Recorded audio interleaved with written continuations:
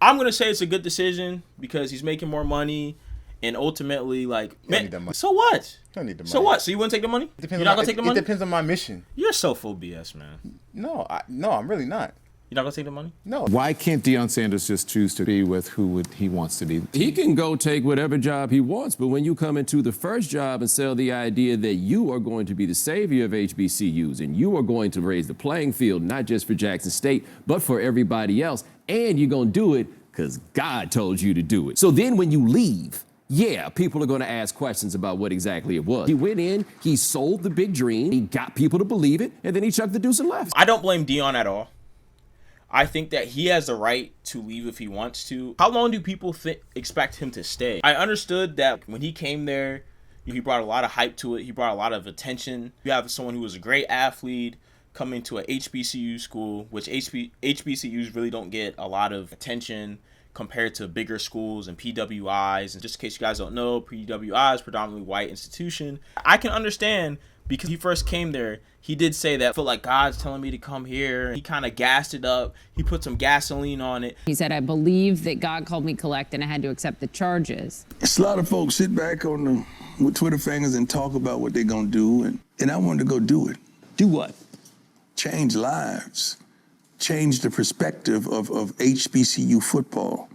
Make everyone step up to the plate and do what's right by these kids. So I can understand why people kind of feel a little bit deceived. But he stayed there for 3 years and did his job. Like, they won. They were good. How long do you expect him to stay? How long do you expect him to stay? It has to be based upon what his initial promise was. If his initial promise is we're going to change the face of HBCUs, plural, it needs to be longer than 3 years. If it's we're going to change the face of Jackson State University, then that's fine. What he seemed like he was saying is, I'm going to come in and I'm going to be the catalyst to change the state of HBCUs in general. It brought attention to Deion. It brought attention to Jackson State. You weren't going to bring attention to all these other schools in the time period that he was there. Like, if he was really going to accomplish that, that's a 10-year program, at least. If that's the case, 3 years is not enough. If he promised to be a savior and to come in and change the complexion of HBCUs, no pun intended, he should have stayed longer. To me, it does seem like what Bomani said about he used Jackson State as a way to leapfrog. What he did was something that college coaches do all the time, which is you have to sell people 4-year, 10-year plans when your plan is always 1 year at a time. That's the only way that you could really pull that off. And so he came in and he sold a long-term vision for what was going on at Jackson State, but his goals and ambitions were always to be a Power 5 head coach. My take has always been he went to Jackson State primarily because he wanted to be a head coach, but didn't want to ever be anybody's assistant coach. So we had to find somebody that would give him a job and make him a head coach, and so he could have that on his resume, and then he could take that to try to get the job that he actually wanted. It's basically a marketing. To market to other bigger schools, Pac-10, to go from an FBC school to a big powerhouse school. So I think that's what he did, and that's disingenuous. Okay, so I can agree to the point where you're saying he's disingenuous, right? Yeah.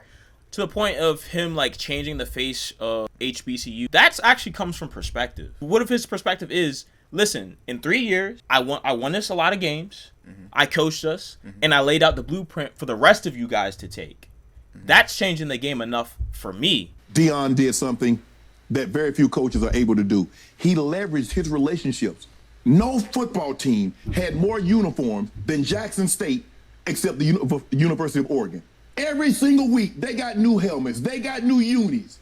He took $150,000 of his salary and helped finish building the facilities. He brought eyes to HBCUs. There wasn't nobody talking about HBCUs. He gave you a blueprint. Now follow the blueprint. If he looked at it from that perspective, I can say, like, okay, then he's not disingenuous. But if he looked at it from I did enough, peace out, I can see why people say he's disingenuous. The thing about it is, I think Bomani mentioned this as well. Prime, Deion Sanders, his alter ego, Prime Time, that is, I'm not sure what to equate it to as far as like a business term. He is intellectual property in and of himself. So much of that was singular to Deion Sanders. Like, we do have to admit that he is the charismatic individual. Like, just because Deion could do it doesn't mean that everybody else can do it. A blueprint's one thing, but to execute that blueprint takes a certain type of person. That's Deion Sanders. So, him staying at HBCU long enough to attract other people of his ilk to go and take that blueprint and run with it, it's going to take longer than 3 years. Deion Sanders leaving is like, it's taking all the fire, it's putting the fire out. Part of the other issue that's going on here is the system that's inherent in HBCUs, which I think the one lady on the left was talking about, is the funding issue. Because our people are not giving money back to these schools. A lot of these other schools, they get big donations from former alumni and other people. I think the magnitude of the financial disparity is so much greater than anybody realizes. I think the magnitude of the financial disparity between HBCUs and other FCS schools, the smaller division in Division I, is bigger than people realize it is. So there's room to criticize him for the way that he has left and for the fact that his initial rhetoric is not in line with his ultimate. Monty Zim, what would you have him do? What would you have the man do? Oh, well, I wouldn't have come in the first place and said that God sent me here to fix HBCUs, and God decided that in the middle of it you were supposed to leave? He sold a dream and then walked out on the dream. People have the right to be critical of that. I also would have taken the job that he took at Colorado, right? It's not a judgment of the fact that he took the job, but this is not in line with what he told us. Even though they might not have money in HBCU, how are they making their alumni feel? How are they making the students feel to give back? For example, there's some people in my family who have no money, right? But the way they make me feel around them, when I'm up, I'll always give to them because the way they made me feel. So even though they can't have necessarily all of the big things that a PWI has, if they cater it to their students, to their audience, that's going to make students want to give back. Like if they have a better experience, like, you know, if they make up for it in other ways, they're going to make people give back. I get it, because they're right. They are definitely underfunded. But to your point, when you're talking about Deion Sanders, how he's the only one. Hold on, I go don't ahead. want you to lose your train of thought, but what you just said made me realize that part of the issue is the money embezzlement, that kind of thing, which is going on, like the financial aid office. So part of it is going back to your point. It's like what you said is a good point about how it makes the alumni feel. But let's be real. I don't know how many graduates are in the position to donate a lot of money back. I don't know. Do you know what I'm saying? Do you see what I'm saying? No, that's a good perspective. Because if you're like me, you make average money. First of all, I'm not donating to school. I'll donate to feed the children. I'm not donating. I haven't donated to my school at all. Making an average or a little above average salary, I don't really have the disposable income to now go donate to my school. So we do need, like Bomani said, these people that make a lot more to start being the front runners to donate this money to these schools. Black upper class, so to speak. The reason I'm glad we're having this conversation is because it does highlight those massive financial disparities. And so I guess the question is, what's the way to fix it? If you watched, especially during the pandemic when everybody had all their crypto money and you had all these different schools that were like, yo, we now have more billionaires donating to our schools, plural, billionaires, because that's what makes this work really, is those donations and big television deals. That's where the money comes from. We got 8 black billionaires in the United States, and you can name 6 of them. The initial capital that is necessary, that's the hard part. Yeah, I understand what you're saying, but also if the black upper class, they didn't go to that school. Why would they do it? So if I was a black upper class person, what I would do is that, like, I would either like help fund my own institution or have a collective of black upper class people, and we do something where we know exactly where everything is going to. Because I think part of that, the bad thing, like I said, is the perception of HBCUs, that they don't really have the inner workings to make it. Like, if I give you money, how do I know it's gonna work out perfectly? I wonder if you looked around the landscape of Jackson State and was like, you know what? For me to really make some impactful change here will take way more time than I want to give. Yeah. And so you know what? Yeah. I'm just gonna edge the stage left. Yeah. Because as much as I want to do this, I just don't think it's possible. I think the system is too jacked up. I gotta go. If that's the case, I can't fault him too much. But to go back to what you said before about you wouldn't want to invest in something because you know you don't know the structure of it. Yeah. I would need to know, okay, we come together, we go sit down with the leaders of the school. Yeah. Listen, we have money. Yeah. We're willing to donate X amount, but we need to see all your books. We need to see what's happening here. And they do that, I'd be willing to get on board with that. This isn't just HBCUs, because I feel the same way about charities.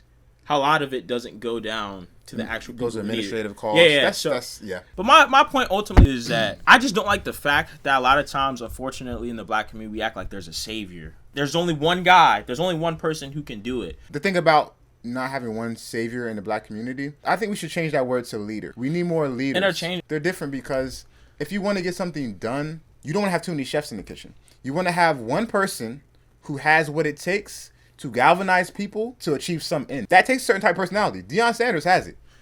But there's more than just him who has that type of personality. How many Steve Jobs were there? Here's my thing. Steve Jobs is not the most technical guy. Okay. Steve Wozniak was way more technical. Or is way more technical.